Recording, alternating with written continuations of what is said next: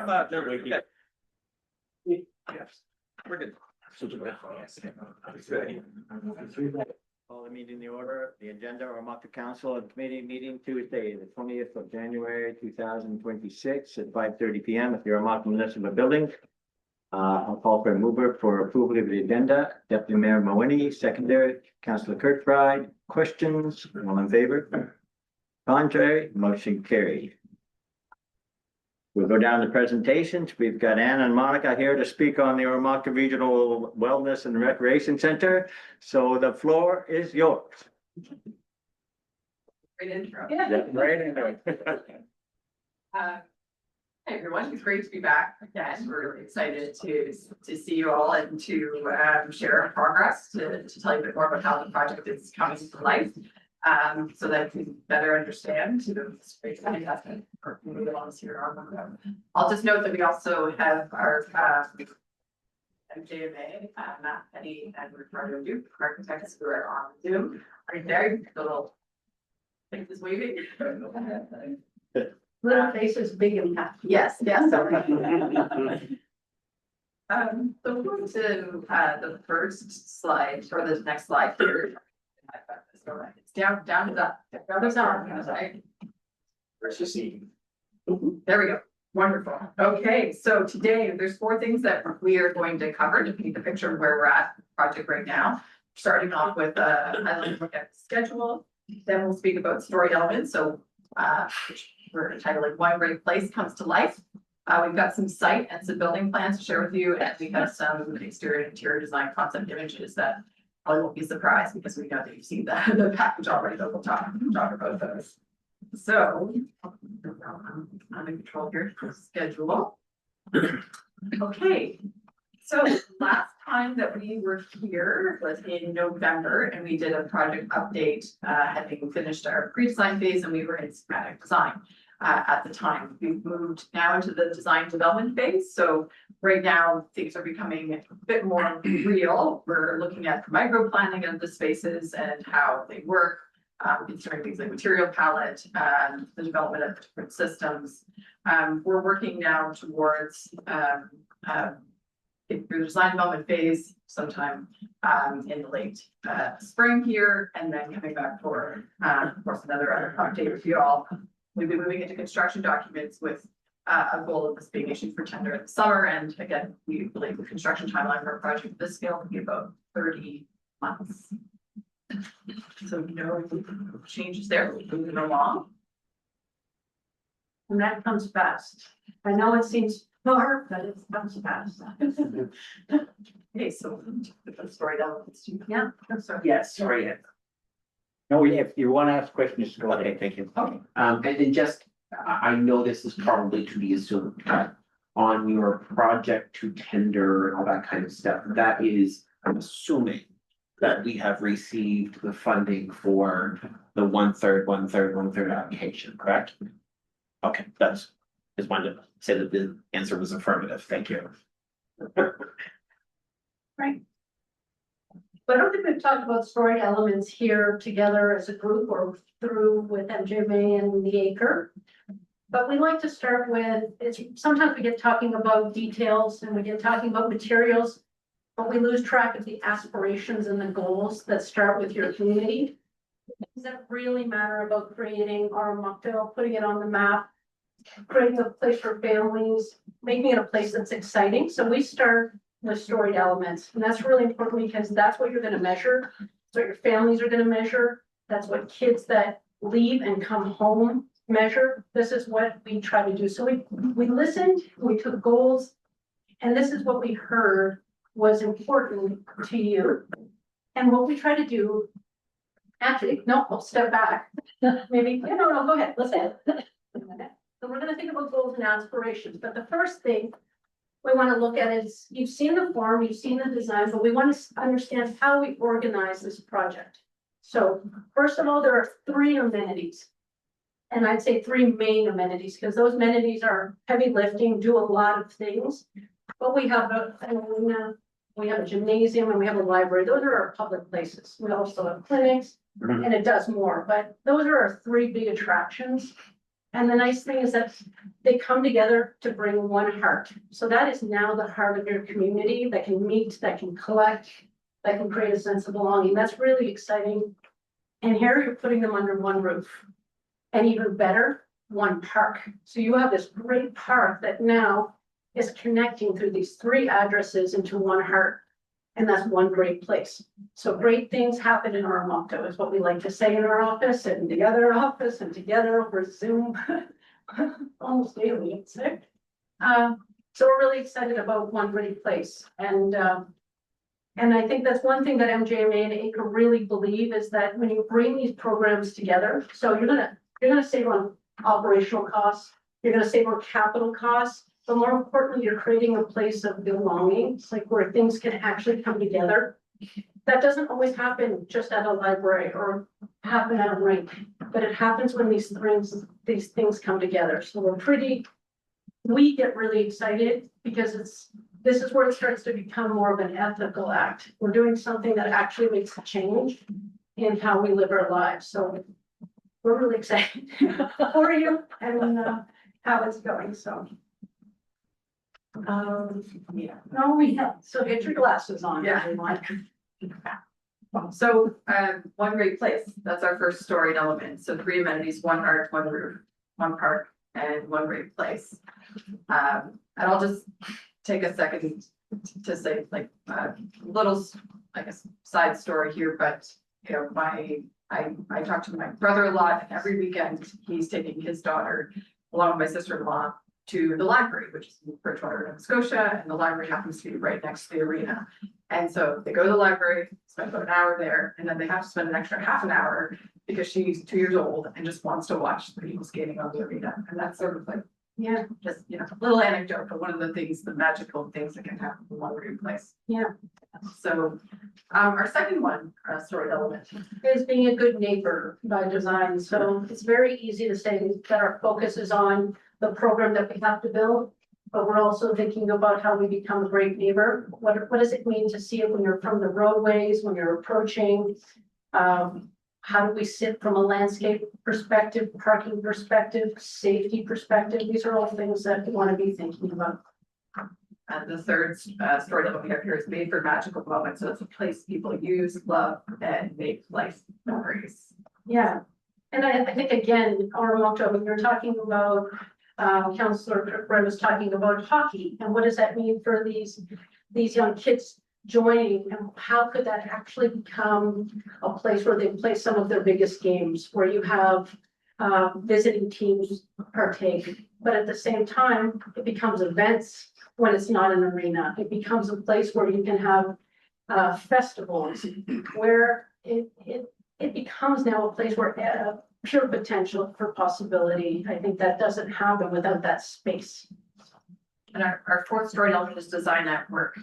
So this is about being operationally smart, flexible, and built to bring value.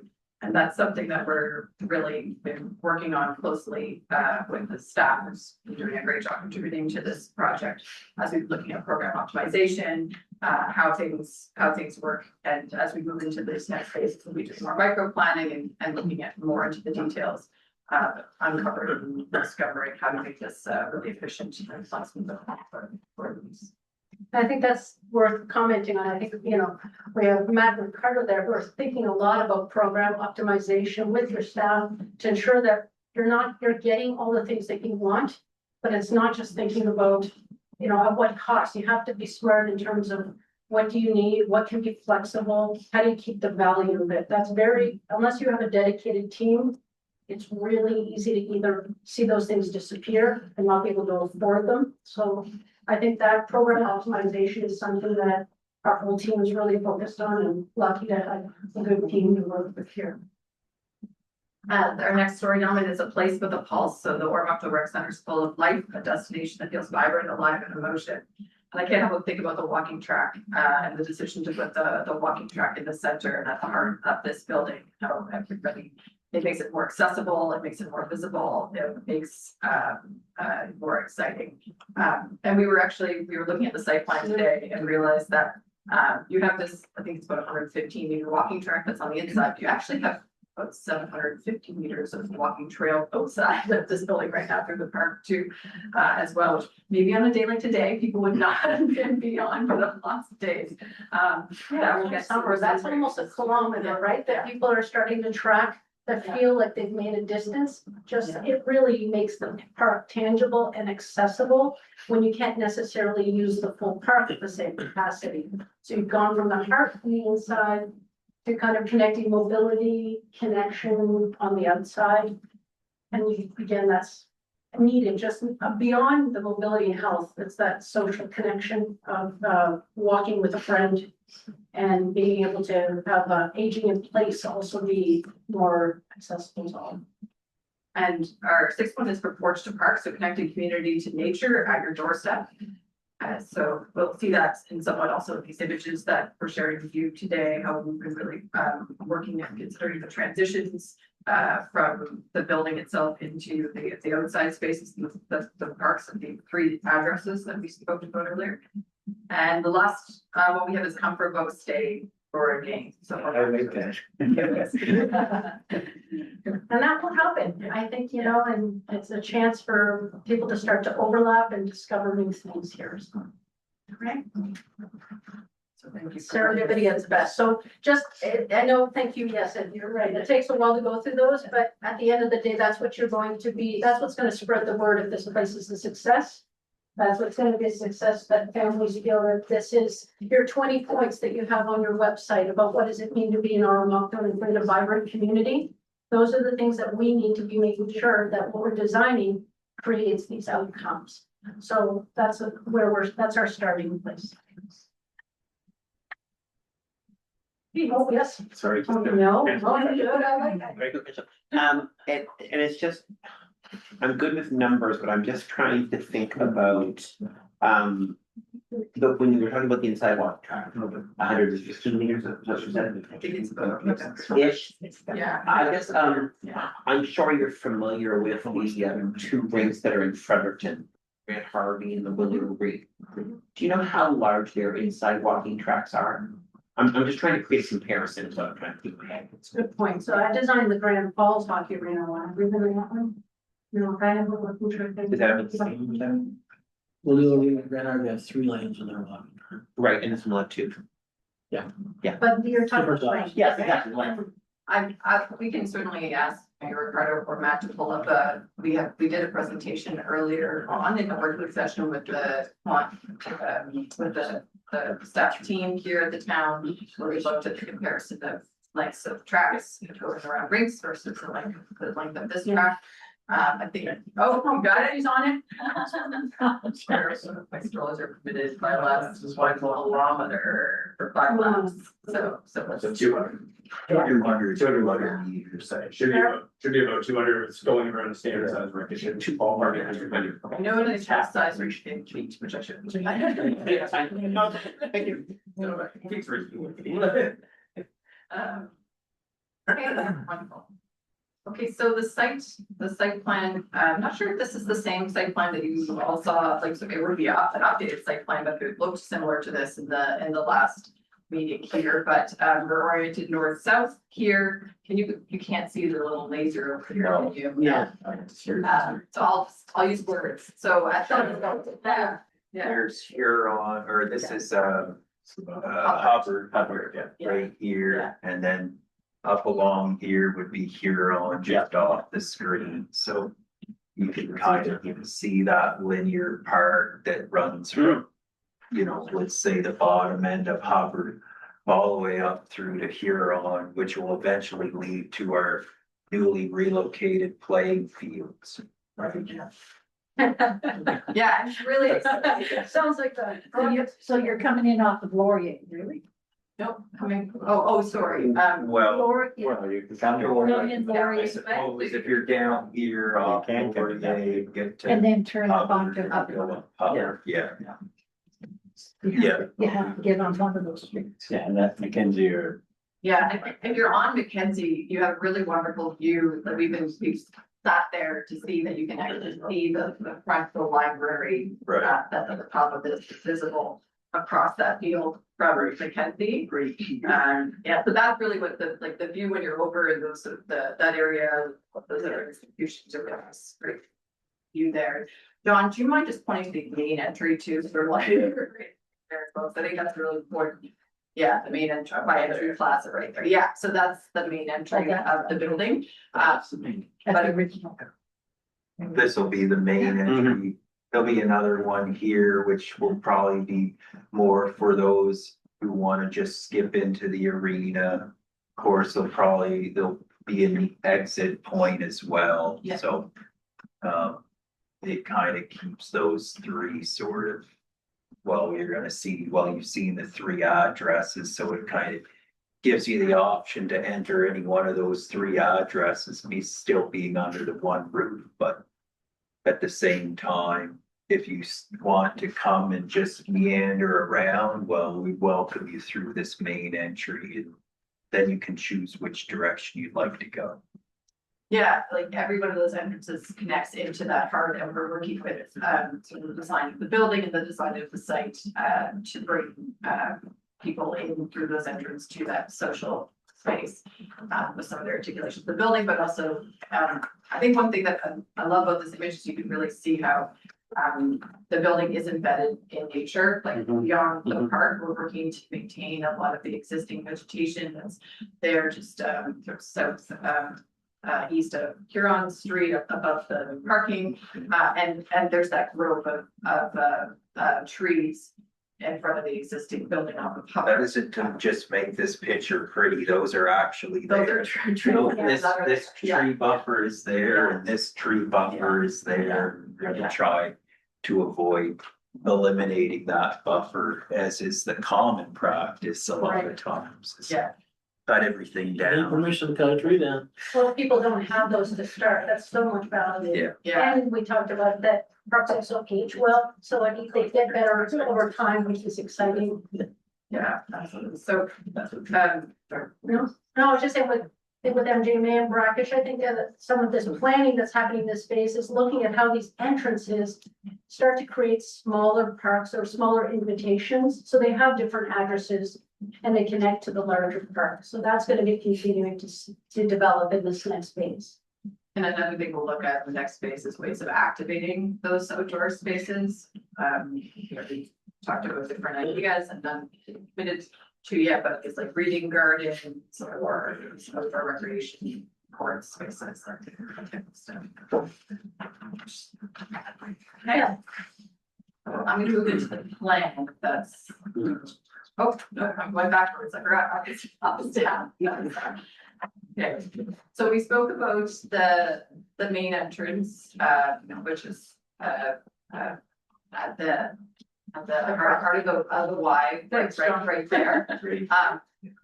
And that brings you right into that yellow space, the lobby space. If you're coming in that entrance to the right, the space that's the pink, that's the library space, and that connects really lovely to the park on the west side. Also provides good access for things like the book drop, and it also is really prominent upon entrance. And there's a little bit of a threshold space, an opportunity for whether it be, you know, featured books or other things like having a library to sort of to exist in that threshold between the lobby space and the library space as well. It's flanked by that purple space to the left of the pink there too, which is a large multi-purpose room, are supported by kitchenette and storage areas and AV, those types of things too, which would be excuse me, run by the center, but also an opportunity for the library to use that space as well. The space that's in the orange that you see close to the entry there, that's the clinic space, and we'll be working to develop that in more detail based on the needs of the operator of the clinic. And then from the heart of the yellow portion of the building, There's a sort of a gray portion in the middle there, that's your administrative area, you've got your concession, washrooms, and that feeds all the way around to the green space, which is the gymnasium storage and change spaces as well. And at the south of the building, this is at the main level, of course, is your arena space, high service and event space with change rooms along the east side of the building here. And I think we spoke about last time how we've optimized that space by putting the majority of the seating on the east side of the building, but still having some seating to activate the west side of the arena space as well. The gray piece down at the bottom, that's your services. So that's ice cream service, your mechanical, water, electrical. So is the indoor walking trail above the clinic? So yeah, if I put in the next, it's that, yeah. So the walking track, actually, and I think I should also go up there as well. It's on the next slide. I just want to show you guys the stair that gets you there. So as you're in the lobby space here, which we're creating some really great opportunities for some notes for seating that looks over the park. You do have some, of course, the views into the arena here, and then there's a stair which you can kind of see it cut because we cut these plans at like 5 feet, but there's still a large stair which brings you up. And then at the top of the stair, you can enter onto the walking track that circles and has views down into the lobby, to the arena, and of course glazing into the gym area as well. This is actually roof space, so that's mechanical, that would be mechanical equipment in there. So these are solid walls around that, and then there's some access to washrooms, and this is your arena concourse with your seating that you can load down into. There's also ways to get to those seats from below as well, and then you do have some washrooms at this end because we have 1,000 person capacity. So for code and for of course for operations, will be lots of washrooms in the arena. And get some more mechanical space there. Are there any questions about the plan before? Okay. I did hear mention of an elevator. Oh, there is an elevator. Yes, of course. I believe it's this little box right here, or is, yeah, just sort of, yeah. Oops. Let me just make sure that it's, I know it's this, yeah, this right here. Yeah. I assume so, isn't it? Yeah. How wide is the actual track? The 2 lanes? Oh, yeah, Matt or Ricardo, do you have a real dimension? Because I think we talked about this last time. Was it a meter each lane? You could give me a thumbs up if I'm right. Yeah, that's correct. 1.1 meters per lane, plus a little bit of gap on either side. So just about 7 feet in total. I have a question. Could you go back to the next slide? The back slide.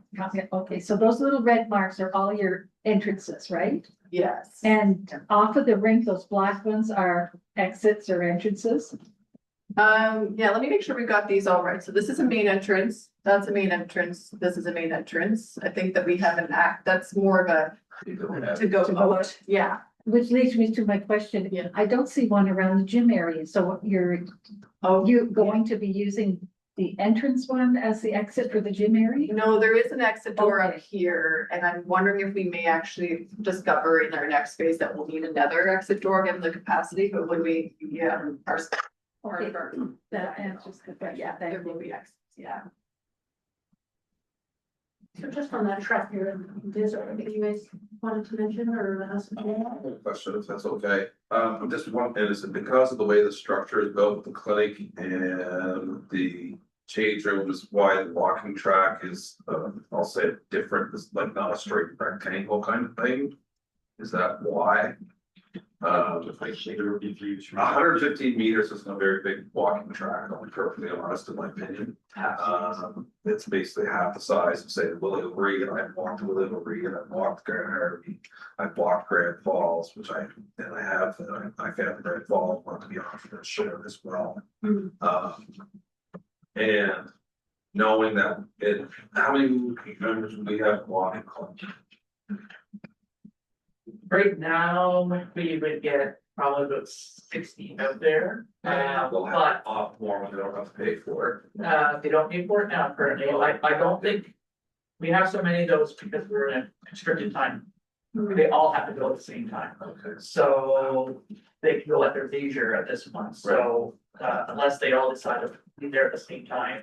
I don't think we would have a huge amount there. And what are the views going to be like? And the reason I ask that question is because I know numerous, coaching so many times, how many mothers walk the walking tracks to watch their kids while they're practicing. So, and I'm just wondering, like, is it just, I mean, that doesn't look like a very big gap where they could actually see the rink, because if not, you're gonna have a traffic jam stopping right there of moms walking the track, and it's only 7 feet wide. And I'm just playing devil's advocate here.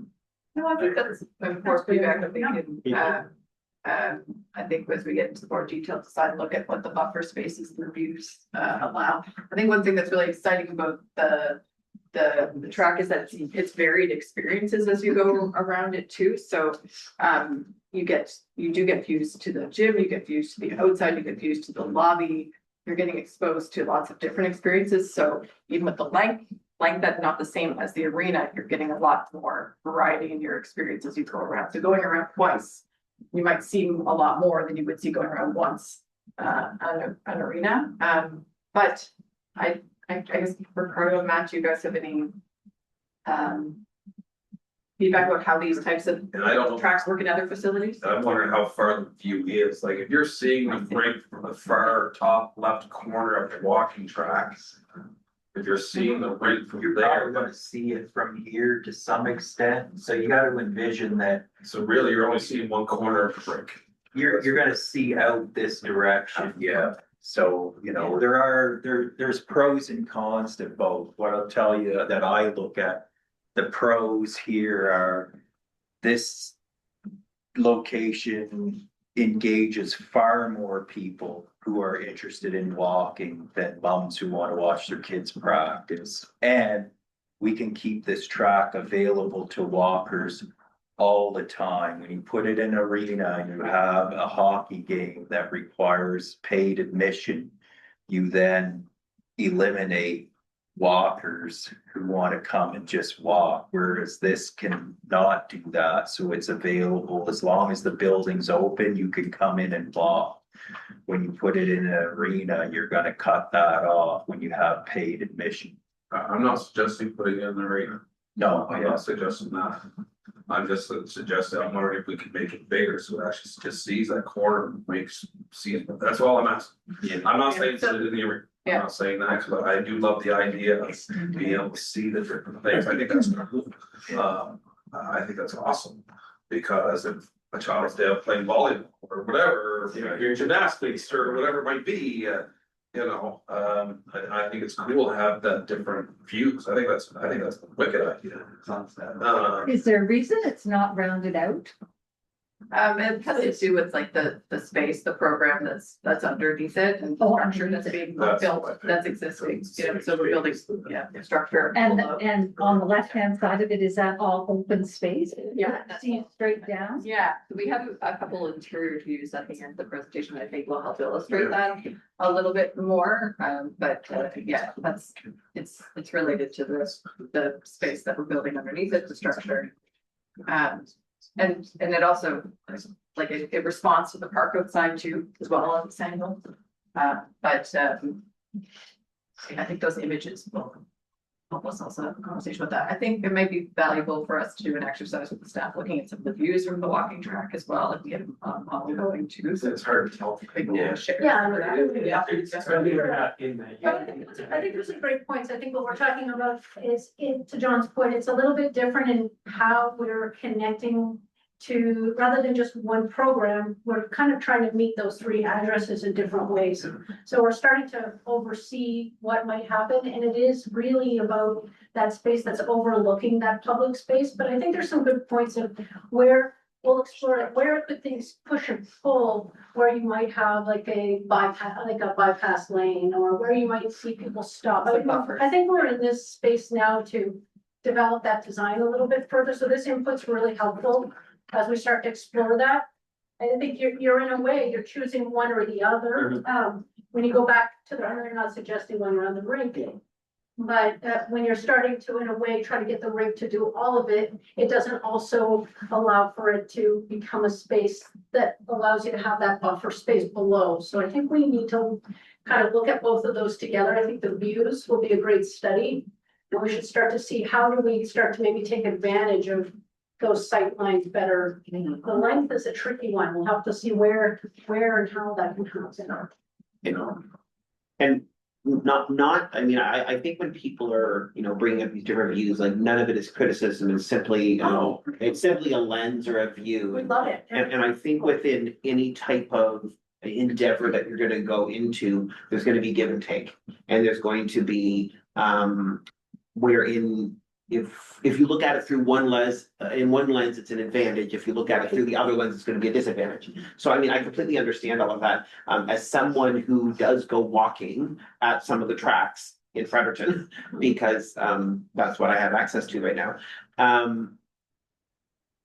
The advantage of having it in the rink, which is, I know what we're not proposing because those facilities simply are solely rinks. Right. This is not, this is it's got really three major focuses, so I understand the reason why it's in that concourse. But there is something to be said for size as well, in some of those cases. This one is just over half the size of those ones, so can you remind me? And I understand the whole positive thing about views and experiences, I get that lens. The other ones I'm looking at is simply size. So my question is the reason it was put where it is it a cost efficiency thing? Or was it put there mainly because of experiences and lenses? Or in terms of why was it not designed for around the ring, for a longer walk than the current shorter walk with better views? It's both. Both, okay. Yeah, and I'll say too is we will never get close to 200 meters unless we choose to put it around the ring. Of course. It'll never work, right? But to Councilor Fry's point, we can explore stretching that, irregular shape a little bit within, but I will say, I don't want anybody to think I'm gonna find 200 meters in that way and let it add a lot of cost to the building. It's interesting, the YMCA in St. John has a smaller track. I don't know if any of you have been in that in the building, it's probably worth seeing. It does something different than the larger tracks. They are more walking tracks, not a blend of running joggers. So you do find that you're not constantly being overtaken or crossing someone. They are different. Okay. So it kind of lends itself maybe not to the athletic running, but more to the walking, That's true. the social. So you're right. I will say, I know it sounds like there's a lot of serious walkers here, by the way. It does lend itself to the social connectedness, I guess, more than the training walker. So that's 750. I think the thing that I'm hearing as well is that 750 shouldn't be underutilized either in the summer. We really have to think about how that becomes a path that's like really actually walkable and the widths. And I think the feedback today is really helpful. That's what we're at a bunch of these. We're at this for the change room, for the clinic, for the walking track. And we'll move on that. No, but I appreciate even that lens that you mentioned, that it really is a walking track. It's not to be compared to a walking and running and all that kind of stuff, because when you do have the walking, running, and that would create a bit of an issue with only having the 2 lanes and so on. If it's solely a walking track, I don't think it's as much of an issue. Right. Yeah. Just a couple quick things. First of all, I don't think the size is necessarily a bad thing, because if you get a lot of older walkers. The accomplishment, the psychological, I've done a lap, right? I've only done half a lap. Yeah. So there's a little bit of that involved from a different lens. I'm assuming the inside wall is solid, it's not glass. It is, we are looking at having some higher glazing along here to bring some light into the lobby space, because that is a. But it's basically solid. But Yes. no view from. the- Yeah, there's No, no. well, one thing of it, on the outside lane, is that solid glass or is that a railing? We should maybe look at that view. Yeah, let's just- Actually, we're holding it back. We're like, here. The reason for my question, I'm a bit concerned about the width of just the two lanes. Let's go to one more view back, actually. So we talked about that space. This? Yes. Okay, So we had talked about what is that space that's below there that looks just yellow and connectedness? That's almost your town hall. That's where everybody is going to meet. And then above, the walking track is overlooking this space. Your reception is there. This is Jackie and that's. There she is. well, why shut your face? You forgot Laney, where's Laney? Making money in the back. You're working actually in the back. The only reason I asked I that don't know if question the eye candy. is there 1.1 meters, two lanes, but you can feel like an enclosed space. Sure. Right, And if that's the case, I'd be thinking we need to widen that space out or add a third lane because Yeah, you start to feel kind of claustrophobic. yeah, if it no, was. you're right. There's a sense of how do you create the. Maybe not all you skinny people, but us bigger people need space. Jackie, you said. No, Counselor, I believe it's 1.1 meters per lane. Yeah. And then so it's 2.2 plus they said there's a buffer on the outside. I think Yeah. that's what. So it's 10 feet. So we're talking 10 feet wide then the whole thing? 8 feet, 9 Do you feet? guys have a width? Well, 1 meter, 3.3. Yeah, it's 36. it's between 7 It and is 6. If we look at that, we should look at it in the context of also what is a railing, what is a window, and what opens up that space, because all along the gym, if I go back to the plan, actually, sorry, I'm never gonna get the heck of this down. This is blazing looking down at the gym, we're looking at opportunities to use of this way, this is railing looking out to your lobby space, all the way to here, and then you're open, so there isn't a lot of space where if that we have two solid walls on either side of you, but I think, like, as we move into this space, we'll look at that closer and make sure that we're not creating a long length of space that. Yeah, that's a design opportunity. I think that it's true. We'll see. It's gonna be taped out in our offices and we're gonna be walking tracks and these guys have done a lot of. That's one of the advantages in the ring too. It seems more wide open because the whole thing's open, right? You know, there's no walls. So how do you create, yes, you're right. The other question I had is the washroom, the number of washrooms, and I assume those are gender neutral washrooms? I believe. It looks the layout. Yeah, Yeah, Matt, they're both. yes, yeah, they're both. we're headed in that. No, I Right, yeah, I experienced a lot of them this summer in my Yeah. travels. They're great ideas. Yeah. Just wondering if we're put those ready for that. It's a big move. it is, But but sign on the wall, you can change if you have to. No, but it's like, yeah, but it's floor to ceiling stalls, right? yes, And they're lockable. It's very secure. I mean, from a security point of view, They're it's totally, great and it Yeah. slows down lines. I Yeah. mean, people move quicker. Yeah. But it is a new concept because I can remember coming out of the washer and standing next to a young lady who was washing her hands and she Yeah. moved over once, you know, it was just kind of, you know, it was an obvious thing that she wasn't quite as comfortable as I was, I guess.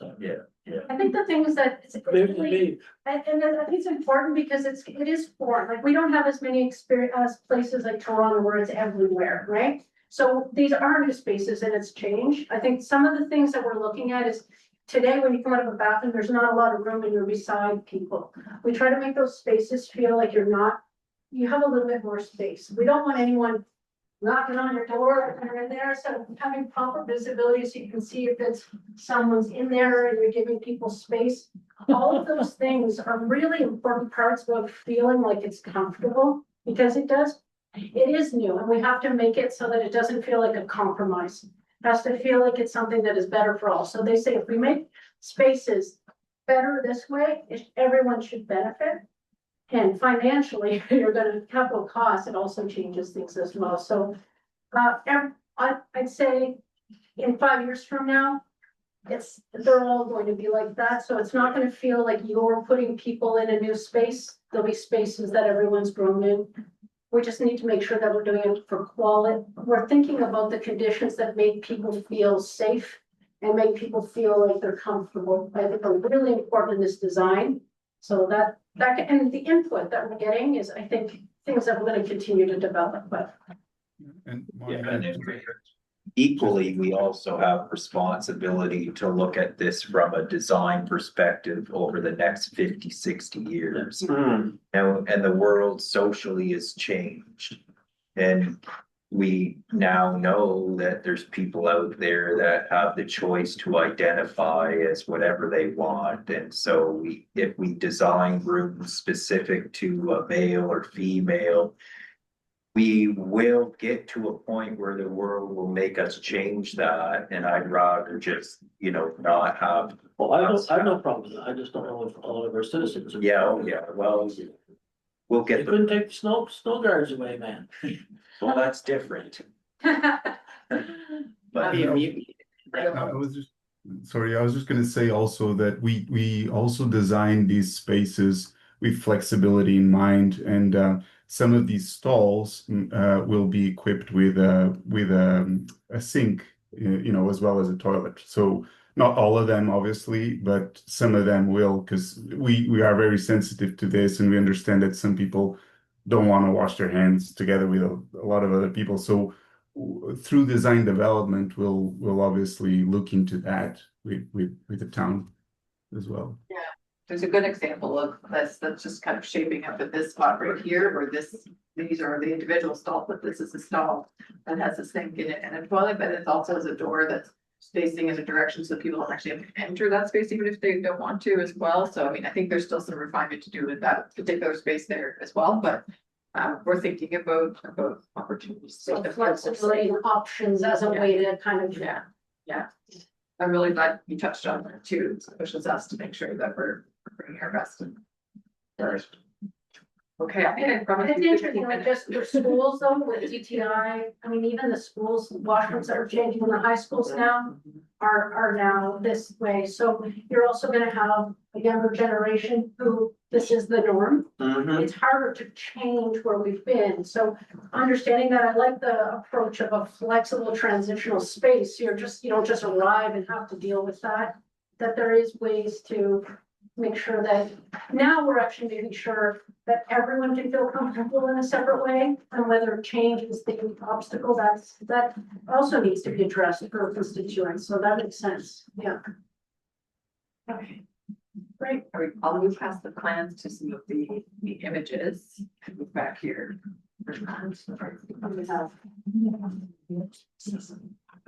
So this is really how it starts to come to life, so again, we're trying to, sometimes we just talk about the plans so much that it's hard to see these spaces. So we're starting to see how are we trying to make those storied elements come to life. Okay, so these are concept images that we've been working on at the end of the schematic design phase and where we're at right now. This is the view of the main entrance. If you are in that parking lot that was between around Hubbard Street, so coming straight in. Some of the things that I'll point out here is the desire to have the programming viewable through spaces like the walking track visible, the use of a material. We're looking at trying to use warm material to accent that address of the main entrance. So this is actually the gym address. But we want to continue it inside the building and make it part of the heart. So it becomes an invitation outside to the inside. And you can see also we're working to design some transparency into that main entrance so you can actually see through to the transparency beyond of the park. So there's a real great connection to the building as well. I think that's often what we see in these larger recreation centers. It's the outside or the inside, but you don't really see, nothing's pulling you in. So again, that's being a good neighbor, seeing from the outside, say, oh, what's going on? It makes the community more vibrant as well. And if we take this as a step back, so we're on the other side of Hubbard Street here, and looking towards the building, we, as a whole, there's, we're working on making the building look more alive and start to identify not only the address, you can see there's the main entrance, that's what our address, but also create some larger views into the program spaces, as we see on the left there at the gym. So we're activating the street space there as well, and also having a connection from the inside to the outside. That of course, as we've thoughtfully done, the gym is performance space as well, so we have to consider kind of like comes in there too, but sorry, we've successfully done that in those kinds of program spaces. So Yeah, so each address would have its own postcard, its own signature element. It's a way to break the scale to be more human scale. And here the gymnasium's activated, but it just doesn't feel like you're coming to some big center. You're coming to still the town feel, the intimacy at that smaller scale. For gymnasium address, so here's our arena address, so this is coming from that south parking space to the right. Just sort of in front of those people with the flag there, that's where we're maintaining the existing grove of trees. And we're looking at an arena, of course, is an area where we really need to consider the light coming in. So we're looking at minimizing and controlling the light, but still creating some views from the concourse to the outside. And then in this particular address, we're defining it by actually lifting some of the material off to create that address to help be more of a flow from the inside to the outside through the building. So that's that one. I like that picture, the people are blue and yellow, not black and yellow. Well done. No biases there. All details matter. Another homework, Jeff, another homework. It was done on purpose.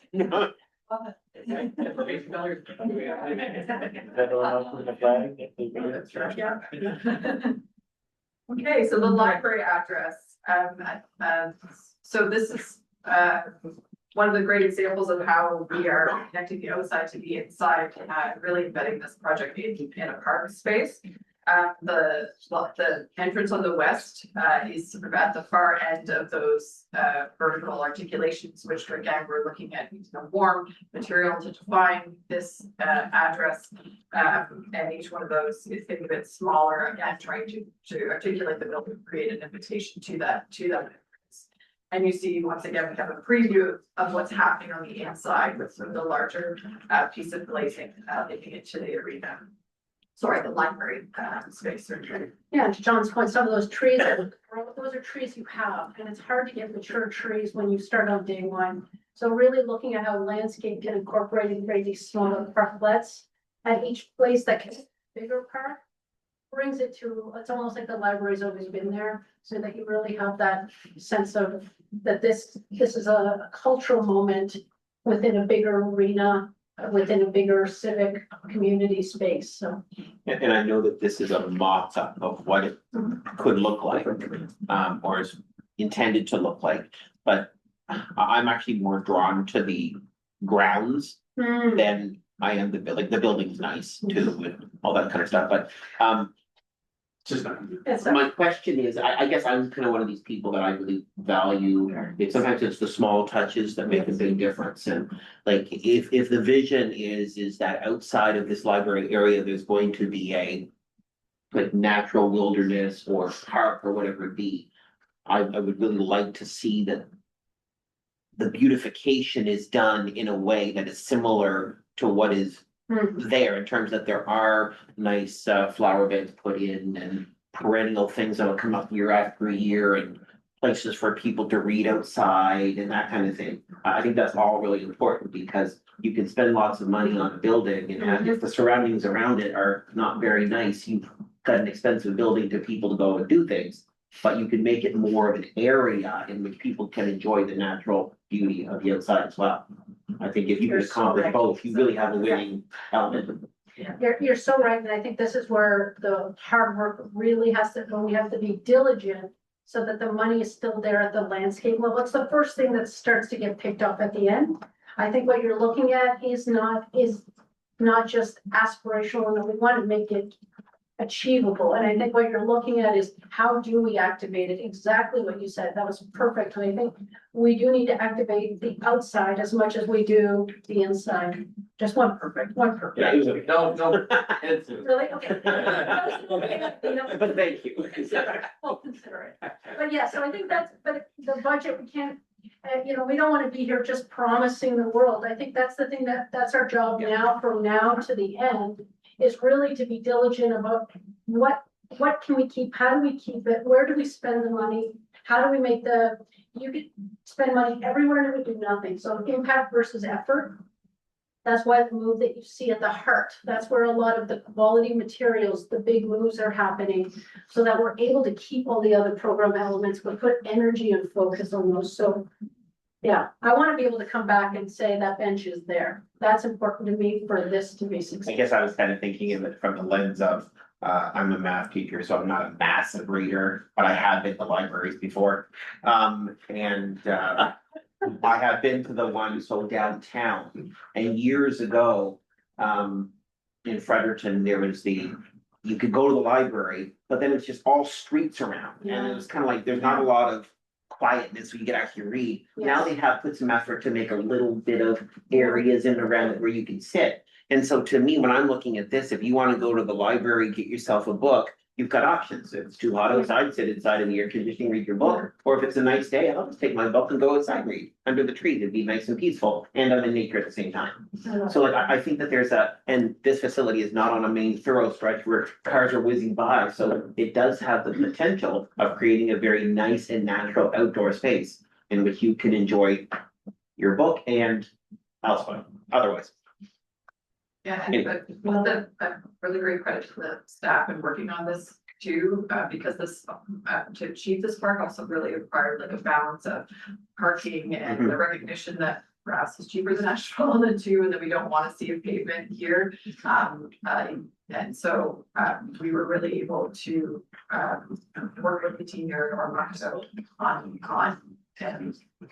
seeing the value of that, like the value of that park space was seen from the very beginning. So It's not every municipality, Yeah. because often you'll end up with, we can't wait to park right at the door. So those are two different decisions, they're two different paths, and one's about a vibrant community activation, and the other is about being first and quick to the door. So you kind of have to make choices along this path, but what's shaping up is really something that is alive. And I think aligns with what you're saying, you know, what you're showing, not telling. Okay, so we'll move inside the building to the heart.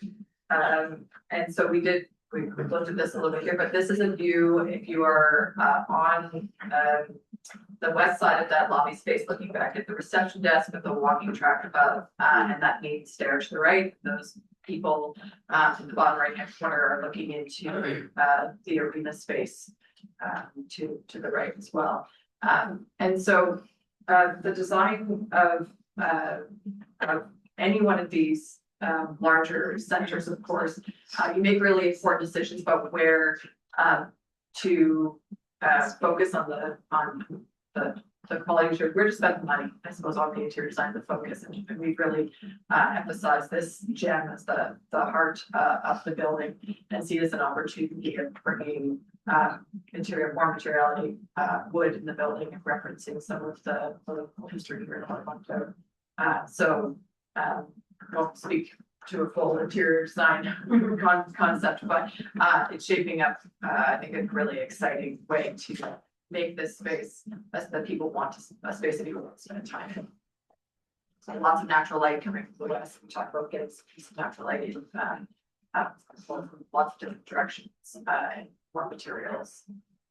I think after today, we'll continue to explore views and what can we see out of, what we can see from there. We're looking out to the park. It's hard to kind of get that picture, but So I have a question, yeah. not looking out, looking in. So when we're on that track, the guts is the mechanical room. Is that what you're gonna see when you look in those windows? No, maybe Ricardo, do you want to give a thought? Oh, Yeah, yes. absolutely. Well, those windows, they are up high. They're clerestory windows, and they're frosted glass. So they're actually not glass. They're polycarbonate. So they really just bring in diffuse light. You won't see anything on those upper windows up there. All the views are behind us in this image to the park, right? So all of this lobby space opens into the park, which is right there on the left-hand side. So that's where the views are going to be. That's where we're kind of thinking about this as the lobby being the heart of the building, connecting to the park, and that was something that was really important and really exciting. I don't know if that answers the question. If you're up here walking, you can see down through that. No, well, I got that. It was just that I'm looking at that and I'm thinking, what's behind that? So I Right. went back to your plan. Right. It's a mechanical room. Right. So if I'm walking that track, am I looking in that window? Above your head. Yeah, it's way. Above your head. Way above the head frosted, and so you're getting indirect light, so. I don't, Okay. it's almost like, yeah, which will kind of diffuse light. It won't feel like solid dark wall, or it'll feel dark area because it's. Okay, that Without the works. slats. Yeah. Yeah, so tell us what you're thinking. It kind of looks caged in. Yeah. It's actually, I was thinking the same thing, like, when I was looking at it, I'm like, okay, It's almost. I actually thought prison. Because, So your time in prison? no, I did, because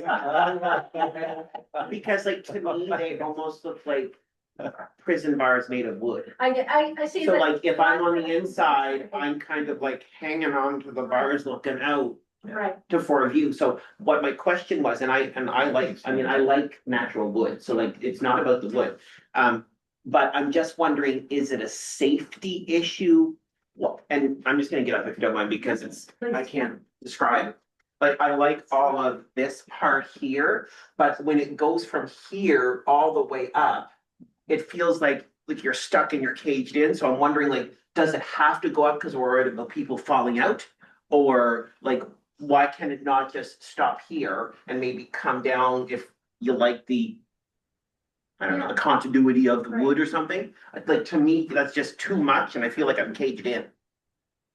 Yeah, That- for part of Yeah, that's an interesting point to which we keep asking ourselves as well. So just I guess just for context, this is really a very conceptual sketch. It's like, let's say it's a work in progress. This is really an idea, and this is a best way of describing that idea, but it doesn't mean that this is the final product. I think some of these questions we're actually asking ourselves as well. And we're doing 3D modeling, understanding how we feel in the space and how we walk around that track. So there's a lot of studies that still, a lot of development that still needs to come. And, you know, please take this as a sort of a sketch, just a preliminary sketch. I appreciate that, thank you. but I think and it might not be all or nothing, right? Because there's something that, you're right, if maybe it is too much, you have a lot of slats, but you might have an opportunity where you get a little bit of. Sure, exactly. Where does it open, where does it close, I think are some of the explorations we're gonna see. There's something, you get something that doesn't become just a railing overlooking a space. Mhm. So how, I think, this is where the design has to start to go, but I think that input's really helpful for our exploration, so. Yeah, and sometimes we're asking ourselves these questions too, but it's good to get them outside as we do. Yeah. On them, so. Yeah. And really, one of the things we wanted to kind of convey was this idea that there's a central core, which is a little more special, which is where the reception is, which is where the walking track is up above. And we're kind of trying to define this element, but we're not quite there on the definition of this volume just yet. So yeah. Things are hard out. So, that's probably, I think we made through the images and we're at the end of our. Yeah. Presentation. Yes, if we just- Yeah,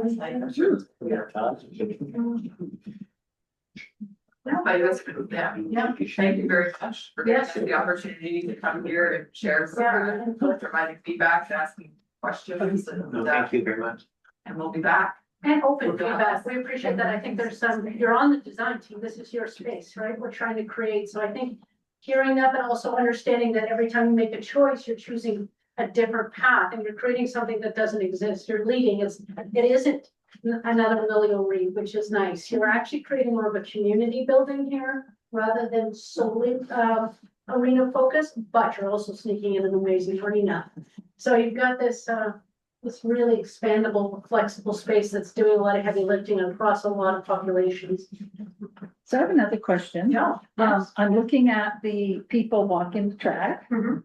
and where it changes for the front counter. Yes, Is it appearing to be really long, like you have your screen and your two people on the left and all that open on the right? What's the potential for that? Like, is it going to be off, somebody coming out from the office to work there?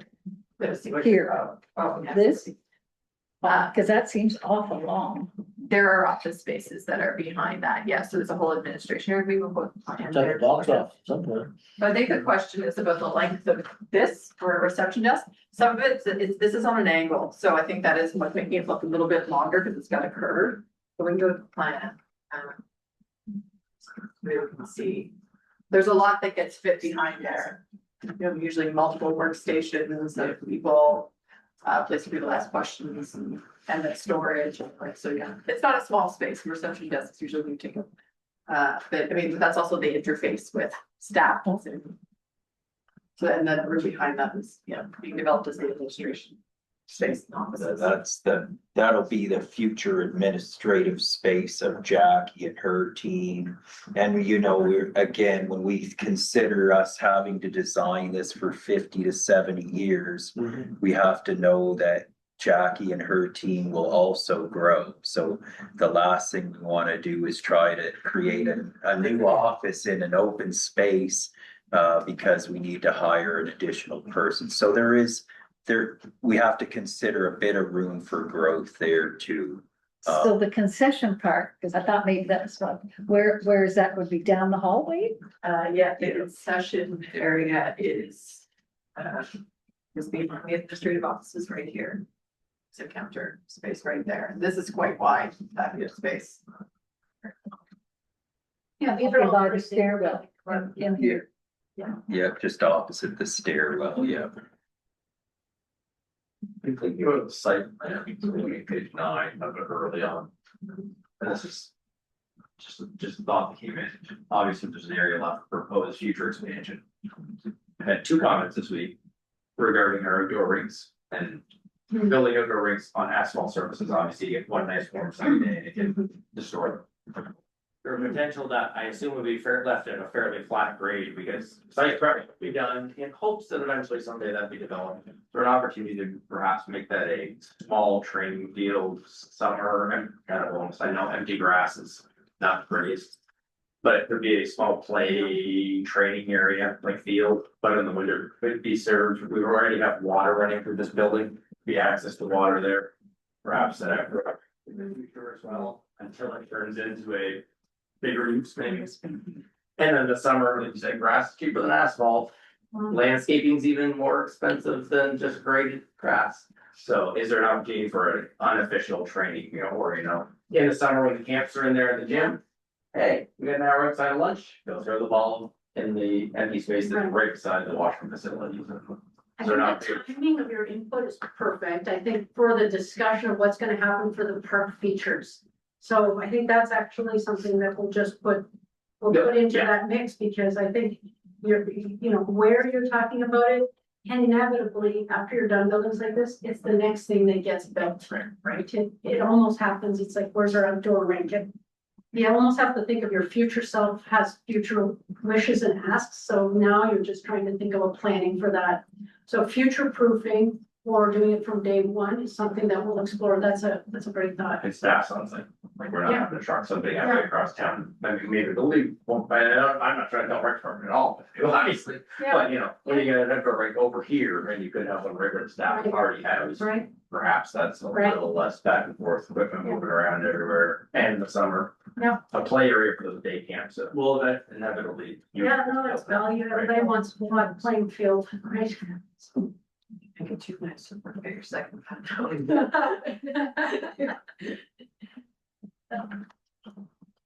Yes. Okay, great. That's good. That's great. Thank you very much. Carter, do you have anything you wanted to add in there? No, all that that we're very excited here with the project and where we are with the project. So yeah, thank you very much. All All right. Thanks, Anna, Monica, Matt, and Ricardo. Thank you very much for the presentation. Appreciate it. I don't know about the outdoor rinks now. I don't know if we can't keep one now. It's been tough, yeah, but Whatever year, and doing it on asphalt's the hardest dirt to build. The worst place you can build a rake is on asphalt. Thank you, all right, thank you. Tennis court, tennis. yeah. Yeah, All right. We'll now go through the monthly departmental reports. Once I find it. That's. Oh, no.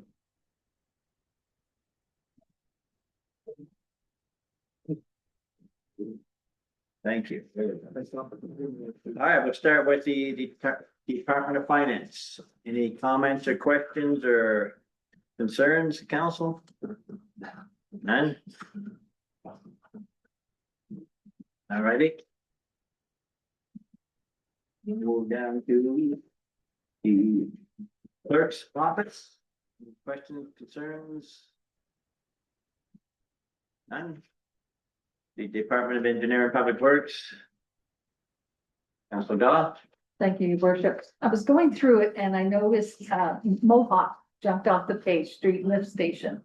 It seems to me that mostly every time we have a report, it's Mohawk lift station. So is that one giving us a big problem? That we always have to replace something in it, whether it's the pumps or whatever? Like, is it one of the ones we're considering removing?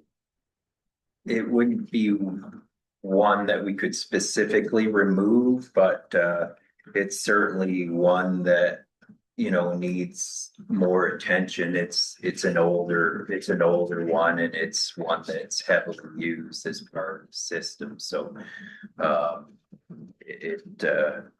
we're hoping that with the new pump installed, that will essentially help take care of the shorter term. The more longer term refurbishment is done. Okay, I'm just curious about that again, another pump. Are we still having challenges with the wipes in our system that is causing some of the problems or the concerns with the chewing everything up? That I couldn't say for sure. I'm sure, generally speaking, it's probably always going to be a challenge as long as they have them on the market, because as much as you educate people still like to use them and will, and so. Which leads to my next thought, sorry to cut you off, John. Because I've had discussions with people about these, and I flippantly said, and I will say flippantly said, well, the only thing that we can do there is to pass a bylaw where they can't use them and put them in the sanitary system, and then they sort of backed off on that. But I know that a couple of times the people who have presented have mentioned the fact that sanitary wipes that the moms use, right? Yeah. Are part of the problem. They are without a doubt absolutely hard on motors and pumps. There's no question there. You know, all we can do is continue to educate the public to not use them too much, but at the same time,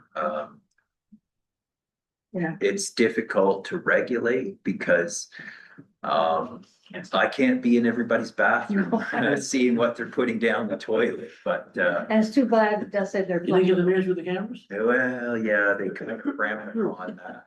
But yeah, so that's the tricky part, but certainly the education piece of, we prefer them people not use them, because 100% they are hard on pumps, motors. They wear out, that's what wears out those things, and they're not cheap to replace or fix. Maybe not flushing them.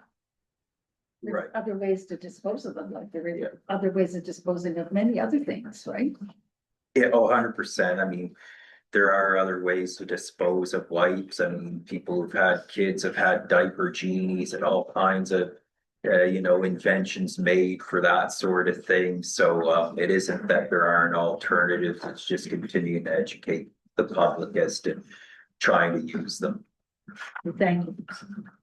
Councilor Kirkbride. Say, your worship, and I don't, then this to Mr. Jackson, I don't know if you've had a chance, or if you've heard anything about Because, Mr.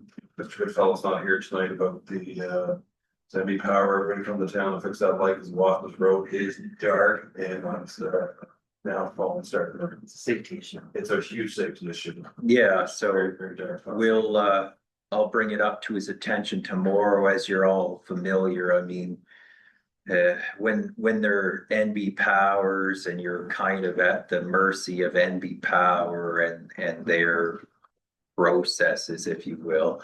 But we'll try to make sure they're aware that it's becoming a safety issue or is a safety issue, and the sooner the better. But I'll follow up with Mr. Goodfellow tomorrow on it. And my connection with Bob Scott, Yeah. he retired, so I don't have that.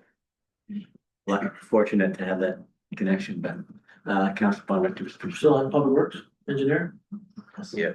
Do we use brine on the roads?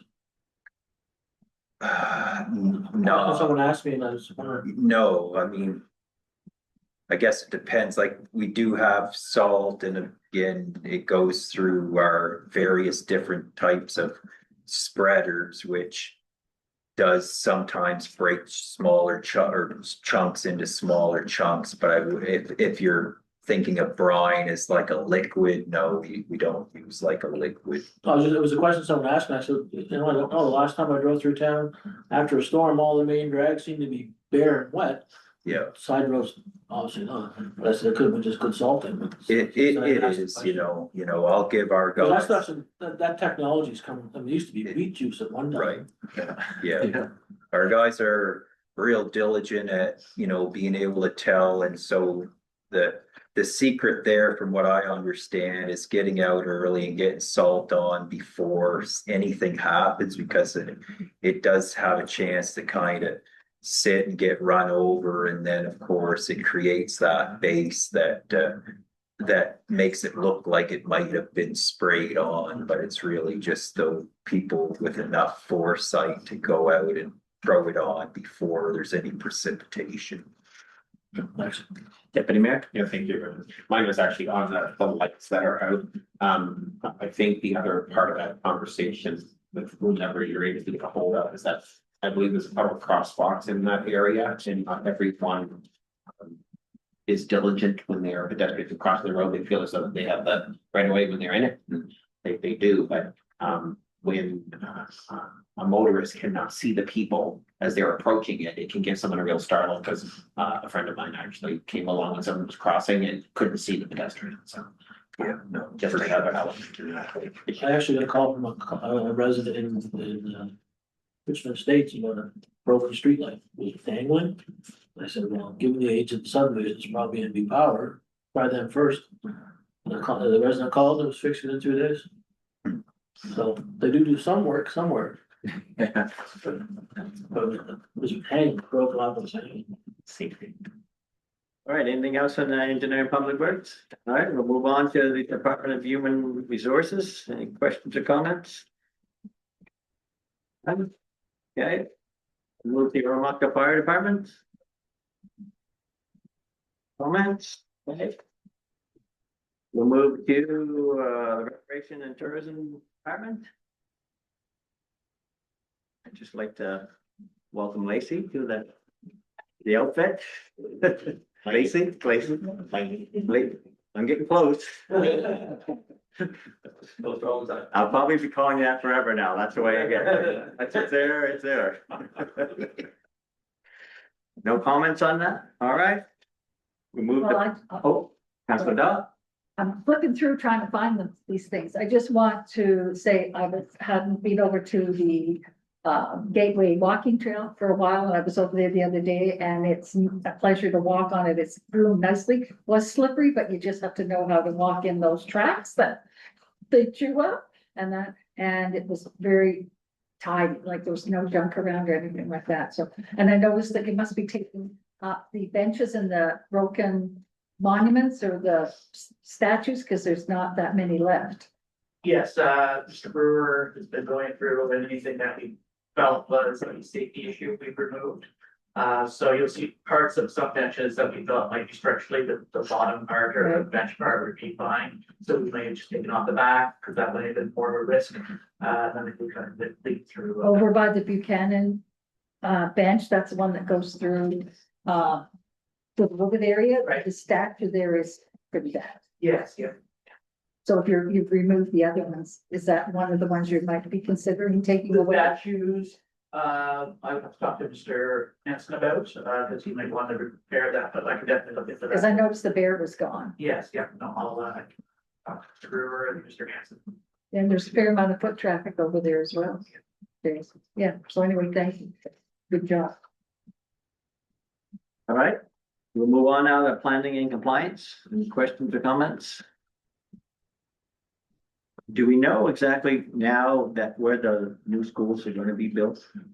No, not exactly, your worship, yet. There's still discussions ongoing, because it will somewhat depend on, negotiation of land sale. Well, it will depend on negotiation of land sale. It just depends whether it will be with the town or with, somebody else, which is yet to be determined, but, if we start to negotiate a land sale, well, you folks will be one of the first to know. Well, aren't the schools on town property? The current schools are all, most of them are on town property, at least the elementary group schools are. The high school is property owned by the province, and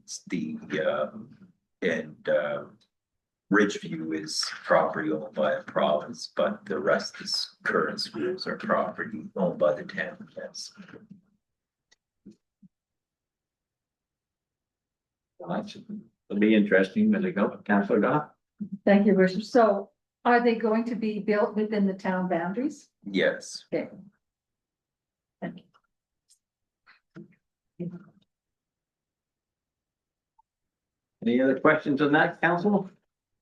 Oh. All right. We'll move down to administration,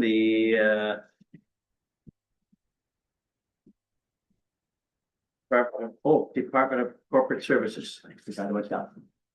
Anything on that? Nothing? All right, we'll move now to administration. We'll start with the 18th of December 25th. Council in the regular session.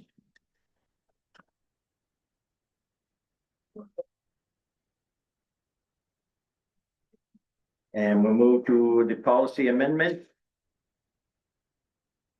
And who had that? You have that done? I do, yeah, Okay. so essentially that one, for those who looked at the RFP, pretty quick and dry. It's just, it's here because as a rule of procedure, we need council approval on a policy amendment, but largely all it relates to is when we changed our provider, we simply had to make the appropriate changes within the policy to reflect the current provider. So those have been done. They were highlighted in the policy attached. So just looking for council's blessing on Thursday night on it, unless there's questions. Question, council? Norman Fuzzy? Okay. We'll move to 5C, the first reading by title only of bylaw 542. And then CEO. Yeah, so again, just wanted to bring this one back. We spoke to this in a first reading a few months ago. But now that we're wanting to get these reading in before the time period elapses on us, it's there in front of you. And just tonight, it's an opportunity. If there's any other further discussion that you need to have on the bylaw prior to second and third reading for adoption, then we can do so now. Right. Councilor Dodd. Thank you, Worship. So we're referencing bylaw 542. Correct, yeah. So the 4.1. I made a call, asking about the salary and expense allowance. And I checked back into my records and we used to have our salary and expenses separate. And now it's combined as one salary. So here it's showing it separated again, if I'm reading it correctly, or am I misinterpreting what it's saying? I guess I would say. We can get that clarified if need be, but essentially that's how it was worded currently. I think with the intent of lumping those two together. And so when you see the salary amounts, that's meant to be those two things together. But if we need to clarify that, then we will do that, because it could lend to confusion if somebody's reading it salary and expense allowance, and then it's saying a salary of, and so perhaps it's an addition of salary and expense of, so that it's clear. Because I went back and checked the other two policies Yes, previous to the change. And it was salary and expense because we had a salary and expense breakdown, but since we no longer have that. right. I just thought, whoops, we don't have that anymore. So that was my first, then I let it go and I thought maybe I'm reading it wrong, but Yeah. to me, we have a salary and that's what it says on 4.24, et cetera, that annual salary is. Yep. Doesn't draw any other conclusion from an allowance perspective. And I asked for clarification on whether that meant travel allowance like that the mayor would get, because I believe very seldom have any additional expenses. Unless we're eating somewhere for a meeting, and it did not mean that. It meant the one that we had at the very beginning when we started, where it separated it on our paycheck. Yep. But whatever it's fast, I just wanted to bring it forward. Yeah, no, it's a fair point, your worship. I'll get staff to review that and clarify, get back before our meeting, so we know what direction we're taking. To that point, yes, there used to be a salary expense, but if council can remember, they changed the CRA rules, and so that's why they went to just adopting a salary, so that you didn't get punished for the expense portion, which was leading to be unfavorable. So, Thank you, Rich. And follow up to that, when I checked to see, we're not charged income tax on it unless we choose to take it out. So as far as whether it's taxable or not, but maybe you're referencing whether it's taxable on, when we're filing on our 2/4s, because it is going to be taxable. Either way. yeah, I mean, I won't debate who's not filing this as part of their income tax or not. I'll leave that up to you, but yes. Yes, it is. You get a T4 for that purpose, but I think when they used to allow travel expenses or allowances to be non-taxable, and then they made that change. So there was a clear definition of, we're going to give you X amount for travel or allowances, which would have then also been a taxable benefit. So they just decided, well, now that there's no real benefit to that, you might as well just put it all together and say, there, you've got a salary. It's all taxable. Yes. Yeah. That portion. Nothing there? Yeah, thank you, worship. Just very simply, I was going to say that I suspect John has left this in here because of some sort of CRA thing, is my suspicion. However, if it was a simple omission, then you would simply strike everything from a salary and expense allowance and just have a read council shall be paid monthly for the discharge of their respective duties. Yeah. And leave it at that. Yeah. But we can confirm with John and then you can let us know. We'll make sure we do what's appropriate in terms of leaving as much flexibility there for the future. But that being said, yeah, the clarity is what the numbers you see are just, that's the number. There's no other additional allowance, I guess. All right, we'll move down to 5D, the second reading in its entirety by law 542, the CEO. Yeah, so again, that's just the second reading of what we just spoke to. So, you know, I'll make sure again, get some clarity and make sure, and if everybody's good that way, we'll make sure we get first, second reading. All right, we move to 5E, the Canadian Revenue Agency Director update. So this one, your worship, it's again, a bit of it is just, I'll say more or less procedural from our finance department, but we had I guess, account, if you will, electronic account for CRA. I'm sure most of you have one as well. But we're noticing now that it's getting old in terms of who's reflected in that account. So in order to get it changed, we have to have a council resolution to that effect, and that's essentially what John Thompson's put in the request for decision in terms of just looking to get that resolution naming the current directors as listed in the request for decision. So hopefully we got the names right. But we're hoping that everybody's amenable to that, so that we can just update that account on our system. That warm and fuzzy, council? It may change again in May, you're right, but Councilor Bell? Thank you. There is an error in Councillor Von Richter's name, lowercase b. CRA spells it both ways, so. Robert Richter's name. As long as they get the money. Councilor Whalen? Since we're bringing it up, I'm just Brad, also, it says Brad Williams. okay, yeah. Okay, Bradley.